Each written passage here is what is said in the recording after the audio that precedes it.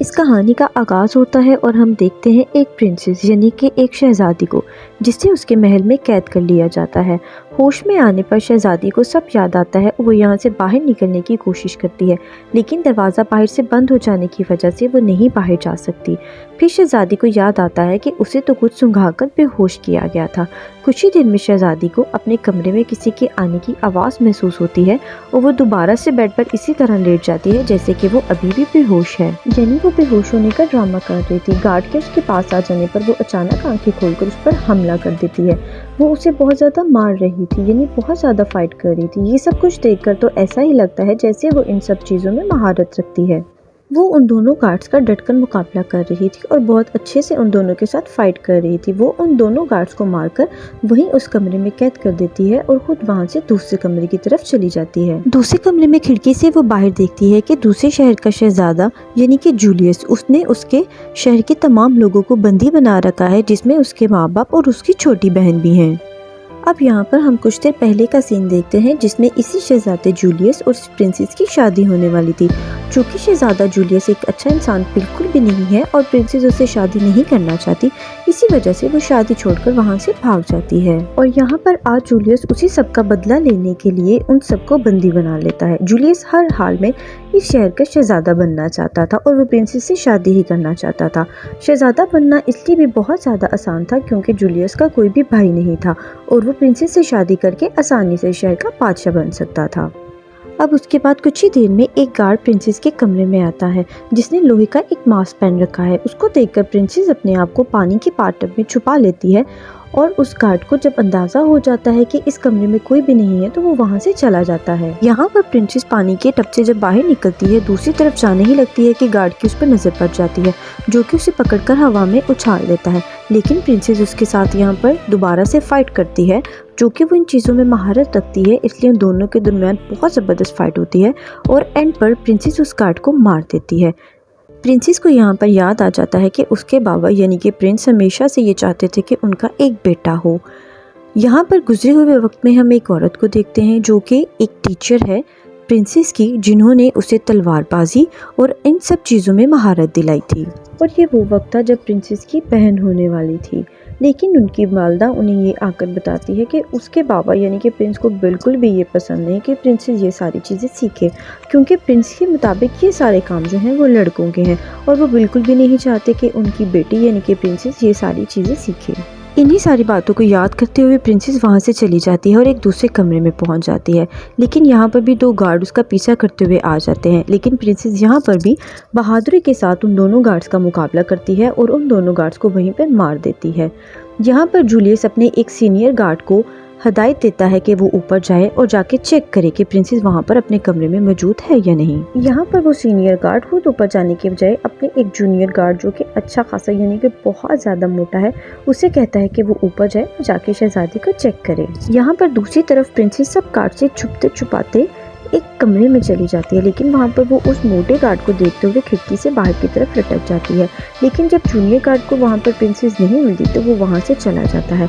अब यहाँ पर प्रिंसेस सबसे छुपते छुपाते अपने कमरे में आ जाती है।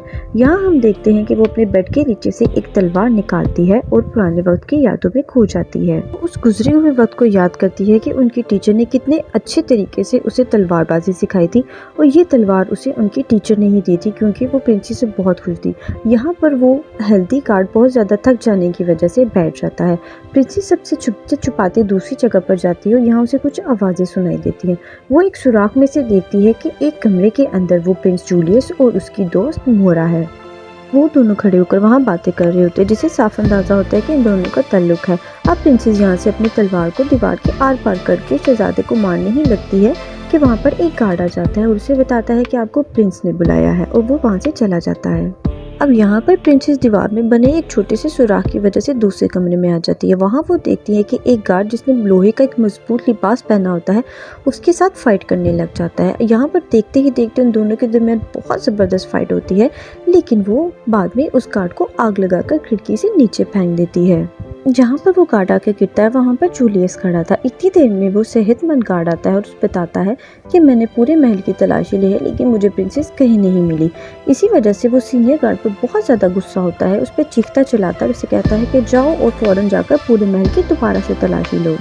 ये सब कुछ कहकर खुद वो यहाँ से चला जाता है और मोरा यहाँ पर सब गार्ड्स को कहती है कि कोई तो है जिसे महल के सारे रास्तों के बारे में पता है।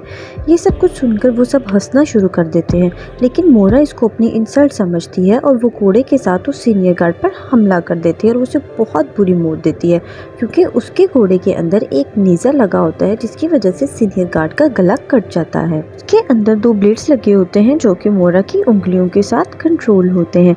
यहाँ पर वो बहुत ज़्यादा गुस्सा करती है और अपने सारे गार्ड से कहती है कि जाओ और जाके महल की तलाशी हो। वहाँ पर प्रिंसेस ऊपर खड़ी होकर ये सब कुछ देख रही होती है और अपनी जान बचाने के लिए वहाँ से भागने की कोशिश करती है। यहाँ पर अकेले ही वो बहुत सारे गार्ड्स का मुकाबला करती है और बहुत बहादुरी से उन सबको मार देती है, लेकिन वो जैसे ही आगे बढ़ने की कोशिश करती है तो यहाँ पर और ज़्यादा गार्ड आ जाते हैं और उसका रास्ता रोकने की कोशिश करते हैं, लेकिन वो आगे बढ़ती जाती है। वो सारे गार्ड्स को बहुत बहादुरी के साथ मार देती है, लेकिन इसी सब के दौरान प्रिंसेस खुद भी बहुत ज़्यादा जख्मी हो जाती है। यहाँ वो अपने गले की माला उतारकर सारे मोतियों को सीढ़ियों में फेंक देती है, जिसकी वजह से सारे गार्ड खुद ब खुद नीचे गिर जाती हैं। वो और उनके ऊपर से गुजरती हुए आगे बढ़ जाती है। यहाँ पर प्रिंसेस एक गार्ड को पकड़कर बहुत ही ज़्यादा ऊंचाई से नीचे गिर जाती है, जिसकी वजह से प्रिंसेस तो बच जाती है लेकिन वो गार्ड बहुत ज़्यादा जख्मी हो जाता है। यहाँ पर एक और गार्ड प्रिंसेस के साथ फाइट करता है, लेकिन वो एंड पर उसे भी मार देती है। यहाँ पर वो खिड़की से बाहर एक बहुत ही लंबे कपड़े को पकड़कर कूद जाती है, जिसकी वजह से वो बचती है, लेकिन वो कपड़ा कम हो जाने की वजह से वो किसी दूसरे कमरे में खिड़की से आ जाती है और बहुत ज़्यादा ज़ख्मी हो जाने की वजह से वो थोड़ी देर के लिए वहाँ पर रेस्ट करती है। यहाँ पर दोबारा से वो पुराने वक्त में चली जाती है और उसके डैड उसे ये कह रहे होते हैं कि उसकी शादी हर हाल में जूलियस से ही होगी। प्रिंसेस उन्हें ये बताती है कि वो जूलियस से शादी बिल्कुल भी नहीं करना चाहती, बल्कि वो तो एक फ़ाइटर बनना चाहती है। लेकिन उसके बाबा यहाँ पर बहुत ज़्यादा खफा होते हैं और कहते हैं कि मत भूलो कि आप एक लड़की हो और आपकी शादी जूलियस से ही होगी। और यहाँ पर उसके बाबा उसे ये भी कहते हैं कि मैं आपसे इस खुदगर्जी की उम्मीद बिल्कुल भी नहीं रखता था, जिसकी वजह से प्रिंसेस बहुत ज़्यादा उदास हो जाती है और वो वहाँ से चली जाती है। आगे आने वाले सीन में हम ये देखते हैं कि जब प्रिंसेस अपने हाथ पर पट्टी कर रही होती है तो उसे महसूस होता है जैसे उसके कमरे में कोई है। वो उस पर हमला करती है, लेकिन जैसे ही वो उस पर हमला करती है तो वो ये देखती है कि यहाँ पर कोई गार्ड नहीं बल्कि उसकी टीचर है, जिन्हें वो यहाँ पर पाकर बहुत ज़्यादा रिलैक्स हो जाती है और रोने लगती है। प्रिंसेस की टीचर उसे ये बताती है कि वो यहाँ पर प्रिंसेस की मदद करने के लिए आई है, इसीलिए वो बहुत ज़्यादा परेशान ना हो, अब वो उनके साथ है। टीचर जूलियस को बेड पर बिठा देती हैं और उसके मरहम पर पट्टी भी कर देती हैं। प्रिंसेस उनसे पूछती है कि उसे बिल्कुल भी समझ नहीं आ रहा कि यहाँ पर क्या हो रहा है, क्योंकि वो तो बेहोश थी। क्या वो उसे बताएंगी कि क्या हुआ था? और यहाँ पर टीचर उसे बताती हैं कि एक रात को जूलियस उनके महल में घुस आया था और उसके लोगों पर हमला कर दिया। अब उसके लोग जो हैं वो लड़ने के लिए बिल्कुल भी तैयार नहीं थे और जूलियस जो है वो एक बहुत ही बेरहम इंसान है। उसने किसी पर भी हमदर्दी नहीं दिखाई और उसने सब लोगों को बड़ी ही बेदर्दी से और बेरहमी से मारना शुरू कर दिया। ये सब कुछ सुनकर प्रिंसेस और भी ज़्यादा परेशान हो जाती है। प्रिंसेस इस सब के लिए खुद को ही जिम्मेदार मानती है, लेकिन उसकी टीचर उसे समझाती है कि ये वक्त खुद को इल्ज़ाम देने का या परेशान होने का नहीं, बल्कि सबसे डटकर मुकाबला करने का है। यहाँ पर उसकी टीचर उसे बताती है कि यहाँ से निकलने का एक ही रास्ता है जो कि पानी का है, और उसके लिए वो किचन की तरफ चली जाती हैं। वो दोनों जब किचन की तरफ आती हैं तो वो देखती हैं कि जूलियस के गार्ड यहाँ पर किचन में बहुत ज़्यादा तबाही मचा रहे हैं। कुछ लोग मिलकर वहाँ पे एक लड़की को बहुत ज़्यादा तंग करते हैं, जिसकी वजह से वो उन पर हमला करती है और वो उस औरत से भी कहती है कि पीछे की तरफ निकलने के लिए एक रास्ता है और वो वहाँ से भाग जाए। अब वो दोनों मिलकर उन गार्ड्स का मुकाबला करती है। जाहिर सी बात है वो दोनों इस चीज़ में महारत रखती थी, जिसकी वजह से वो तमाम गार्ड्स को बहुत ही आसानी से मार देती हैं। यहाँ पर वो उन सब गार्ड्स को मार ही रही होती हैं कि वहाँ पर मोरा आ जाती है। वो एक गार्ड को अपने घोड़े के साथ मार देती है ताकि वो प्रिंसेस और टीचर के पास ना जा सके और वो खुद इन दोनों से लड़े। यहाँ पर उन तीनों की बहुत ज़बरदस्त फाइट चल रही होती है, लेकिन एकदम मोरा प्रिंसेस को अपने घोड़े के साथ लटकाकर बांध देती है और टीचर यहाँ पर उसके साथ डटकर मुकाबला करती है। और यहाँ पर प्रिंसेस का दम घुटने ही वाला होता है, लेकिन टीचर बहुत बहादुरी के साथ मोरा का मुकाबला करती है और उसे धक्का दे देती है। दूर जाकर गिरने की वजह से प्रिंसेस उस घोड़े की मदद से नीचे गिर जाती है और बच जाती है। यहाँ पर टीचर मोरा के चारों दरमियान आग लगा देती हैं ताकि वो उनका रास्ता ना रोक सके। टीचर यहाँ पर प्रिंसेस से कहती हैं कि वो पानी के रास्ते से बाहर निकल जाए, लेकिन प्रिंसेस उसे कहती हैं कि वो टीचर के साथ जाएगी। लेकिन टीचर उसे समझाती हैं कि वो जाए और बाकी लोगों को बचाए और वो यहाँ पर रुक के मोरा का मुकाबला करेंगी। टीचर प्रिंसेस को बहुत ज़्यादा समझाती हैं कि वो जाए और जाकर अपनी फैमिली को बचाए और वो यहाँ पर रुककर मोरा का अकेले ही मुकाबला करेंगी। प्रिंसेस यहाँ पर पानी के रास्ते से उस जेल में पहुँच जाती है जहाँ पर उसकी फैमिली को कैद किया गया था। प्रिंसेस यहाँ पर देखती है कि वहाँ पर 3 गार्ड भी तैनात हैं जो कि शराब पी रहे थे और कार्ड्स खेल रहे थे। वहाँ पर अचानक से प्रिंसेस आ जाती है और शराब का ग्लास पी लेती है और अचानक से उन तीनों गार्ड्स पर हमला कर देती है। बहुत ही बहादुरी के साथ वो उन तीनों गार्ड्स को मार देती है और अपनी फैमिली को आज़ाद कर देती है। अपनी बेटी को इस तरह फाइट करता हुआ देखकर प्रिंस बहुत ही ज़्यादा हैरान होते हैं। वो अपनी फैमिली को आज़ाद कराकर बाहर जा ही रही होती है कि यहाँ पर और ज़्यादा गार्ड्स आ जाते हैं और वो उन पर हमला करके उन्हें बेहोश कर देते हैं। अब जब प्रिंसेस को होश आता है तो वो खुद को प्रिंस के सामने पाती है। यहाँ पर प्रिंसेस देखती है कि मोरा उसकी टीचर को और उसकी सारी फैमिली को ले आती है, लेकिन प्रिंसेस उसे बताती है कि वो तो सारा दिन उसी के बारे में सोचती रहती है और वो उसे पूछता है कि वो उसके बारे में क्या सोचती है, जिस पर प्रिंसेस उसे कहती है कि वो उसको मारने के नए नए तरीके सोचती है और ये भी सोचती है कि कब वो उसका धड़कता हुआ दिल अपने हाथों में पकड़ेगी। ये सब कुछ सुनकर उसे बहुत ज़्यादा गुस्सा आ जाता है और वो ये कहता है कि अब वो प्रिंसेस से नहीं बल्कि उसकी छोटी बहन से शादी करेगा, क्योंकि इस तरह करने से भी तो वो शहर का प्रिंस बन सकता है। लेकिन यहाँ पर प्रिंसेस जो है वो अपने टीचर को इशारा करती है कि वो उसकी बहन को लेकर यहाँ से भाग जाए। अब प्रिंसेस यहाँ पर सब गार्ड्स के साथ फाइट करती है और उनका ध्यान बटाने की कोशिश करता है और उसी दौरान टीचर जो है वो प्रिंसेस की छोटी बहन को लेकर वहाँ से भाग जाती है। गार्ड्स यहाँ से प्रिंसेस को उठाकर खिड़की से बाहर फेंक देते हैं। वो जाकर पानी में गिर जाती है। गहरे पानी में जाते ही सबसे पहले तो वो बेहोश हो जाती है, लेकिन कुछ ही दिन में उसे होश आ जाता है और वो याद करती है कि अभी तो मैंने अपनी फैमिली को जूलियस के जंगल से बचाना है, अपने पूरे शहर के लोगों को बचाना है। ये सब कुछ सोचकर वो पानी में ही अपने हाथों को गहरी शीशी के साथ काट लेती है और पानी से बाहर आ जाती है। जूलियस यहाँ पर प्रिंसेस की फैमिली को लाकर चर्च में बिठा देता है। यहाँ पर पहले से भी कुछ लोग मौजूद होते हैं क्योंकि जूलियस यहाँ पर प्रिंसेस की छोटी बहन से शादी करने की तैयारी कर रहा होता है। वो अपने गार्ड से कहता है कि वो महल में जाएं और जाकर प्रिंसेस की छोटी बहन को देखें, लेकिन जैसे ही प्रिंसेस महल में आती है तो एक बड़ा सा गार्ड वहाँ पर आ जाता है। लेकिन तभी उसकी नज़र अपनी बहन पर पड़ती है जो कि एक स्टैचू के पीछे छुपी होती है। अब जैसे ही उनकी फ़ाइट शुरू होती है और वो गार्ड स्टैचू के पास आता है तो उसकी बहन फौरी तौर पर स्टैचू गिराकर उस गार्ड को मार देती है। यहाँ पर प्रिंसेस रोती है और ये कहती है कि ये सब कुछ उसी की वजह से हो रहा है, काश वो जूलियस से शादी कर लेती तो उन्हें ये सब कुछ ना देखना पड़ता। यहाँ पर वो तीनों एक जिम में आ जाती है जहाँ पर जंग में इस्तेमाल होने वाले हथियार मौजूद होते हैं। प्रिंसेस और टीचर जंग वाले कपड़े पहनकर फाइट करने के लिए बिल्कुल रेडी हो जाती हैं। प्रिंसेस की छोटी बहन भी जिसको बहुत ज़्यादा इन चीज़ों का शौक था रेडी हो जाती है, लेकिन प्रिंसेस और टीचर उसे वहाँ पर रुकने के लिए कहती हैं और वो दोनों वहाँ से चली जाती हैं।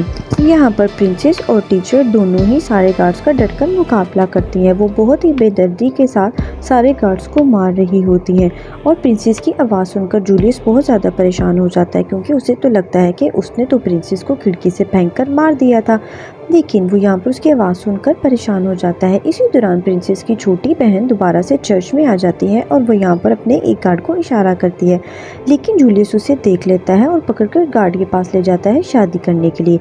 ये सब कुछ देखकर प्रिंसेस बहुत ज़्यादा परेशान हो जाती है, लेकिन वो दोनों यहाँ पर रुकती नहीं और बहुत ही बहादुरी के साथ उन सारे गार्ड्स को मारकर उनका मुकाबला करती हैं। यहाँ पर प्रिंसेस जब चर्च में जाने लगती हैं तो वहाँ पर मोरा आ जाती है अपने गार्ड्स के साथ, लेकिन टीचर सारे गार्ड्स का बहुत ही बहादुरी के साथ मुकाबला करती है। ये सब कुछ देखकर टीचर और उनके लोग भी गार्ड्स का मुकाबला करने लग जाते हैं। दूसरी तरफ जब प्रिंसेस चर्च के अंदर आने लगती है तो मोरा वहाँ पर आ जाती है। मोरा अपने घोड़े के साथ प्रिंसेस को डराने की कोशिश करती है। यहाँ चर्च में भी सब लोग एक दूसरे के साथ लड़ रहे होते हैं। वहीं पर जूलियस प्रिंस पर हमला कर देता है, लेकिन टीचर आकर वहाँ पर जूलियस के साथ लड़ाई करना शुरू कर देती है। बाहर यहाँ पर मोरा और प्रिंस के दरमियान बहुत ज़बरदस्त लड़ाई हो रही थी, जहाँ पर कभी तो मोरा प्रिंसेस पर भारी पड़ती थी और कभी प्रिंसेस मोरा पर, लेकिन एंड में आकर प्रिंसेस मोरा को उसी के घोड़े के साथ लटका देती है और वहीं पर मोरा की डेथ हो जाती है। अब जैसे ही प्रिंसेस चर्च के अंदर आती है तो उसको ये पता चलता है कि जूलियस ने यहाँ पर उसकी टीचर के ऊपर हमला कर दिया है और उनकी टीचर यहाँ पर गिर गई है, जिसकी वजह से प्रिंसेस बहुत ज़्यादा परेशान हो जाती है। लेकिन वो कुछ ही देर में देखती है कि टीचर का एक साथी आकर वहाँ से उनको ले जाता है। अब यहाँ पर चर्च के अंदर सिर्फ 2 ही लोग बचते हैं, जूलियस और प्रिंसेस। यहाँ पर इन दोनों के दरमियान बहुत ही ज़बरदस्त फाइट शुरू हो जाती है। प्रिंसेस और जूलियस के दरमियान बहुत ज़बरदस्त लड़ाई होती है, लेकिन प्रिंस उसकी पहले से लगी चोट पर दोबारा हमला करता है, जिसकी वजह से वो नहीं लड़ पाती और बहुत ज़्यादा ज़ख्मी हो जाती है। अब वो दोनों चर्च से बाहर आ जाते हैं और जूलियस यहाँ पर प्रिंसेस को बंदी बना देता है। प्रिंसेस वहाँ पर बैठी होती है और जूलियस उन सबको बताता है कि अब से यहाँ का बादशाह सिर्फ वही है। प्रिंसेस यहाँ पर बहुत आराम से बैठी होती है और वो यहाँ पर अपनी टीचर की बात को याद कर रही होती है। उसकी टीचर ने उसे ये गाइड किया था कि हमेशा लड़ाई के दरमियान उन्होंने पैनिक नहीं होना, सब्र और बर्दाश्त करना है और अपने टारगेट पर उन्होंने फोकस करना है। इसी सब को मद्देनज़र रखते हुए जैसे ही जूलियस का ध्यान प्रिंसेस से हटता है, वो एक ही झटके में उसका सर उसके धड़ से अलहदा कर देती है। क्योंकि यहाँ पर जूलियस ने अपने सर पर बादशाह का ताज पहना था, वो भी नीचे गिर जाता है। प्रिंसेस वो ताज उठाकर अपने डैड यानी कि प्रिंस को देती है। प्रिंस सब ये कुछ देखकर बहुत खुश होते हैं और वो यहाँ पर ऐलान करती हैं कि अब के बाद से इस शहर का बादशाह कोई प्रिंस नहीं बल्कि उनकी बेटी प्रिंसेस ही होगी। वहाँ पर मौजूद सभी लोग बहुत ज़्यादा खुश होते हैं और प्रिंसेस वहाँ पर अपने टीचर को जिंदा और ठीक देखकर बहुत ज़्यादा परेशान भी हो जाती है और खुश भी। इसी सब के दौरान वहाँ पर वो सेहतमंद गार्ड आ जाता है और वो प्रिंसेस को वहाँ पर देख के कहता है, ओ प्रिंसेस तुम यहाँ हो, मैंने तुम्हें कहाँ कहाँ नहीं ढूंढा। और उसकी बात सुनकर वहाँ पर हर एक मौजूद शख्स हंसने लग जाता है और इसी सब के साथ इस कहानी का अख्ताम हो जाता है।